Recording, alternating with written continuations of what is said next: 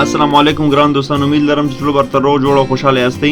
دوستان نن در سره یو څو مهم خبرونه شریکوم، خو د ویډیو د شروع کېدو نه مخکې تاسو نه د همیشه په شان یو کوچنی غوندې هیله کوو چې چېرته زموږ دغه چینل ته نوي راغلي یاست او خبرونو ته لیوالي او غواړئ چې روزمره داسې نوي نوي خبرونه واورئ، نو زموږ دغه چینل در سره هرومرو سبسکرایب کړئ.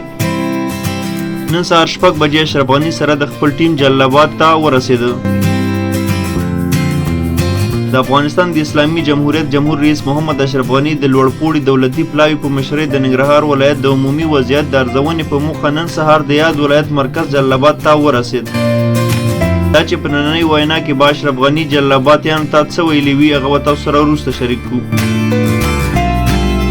پرون ورځ د خوست ولایت د نادرشاه کوټ ولسوالۍ کې د لوبو په مهال کې یو چاودنه وشوه چې تلفات یې هم له ځان سره لرل.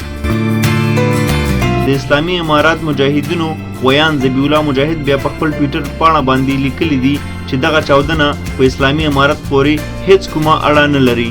نو دا اوس زموږ د نن ورځې خبر چې تاسو سره مو شریک کړ. د نورو خبرونو دپاره زموږ د چینل سره هرومرو سبسکرایب کړئ.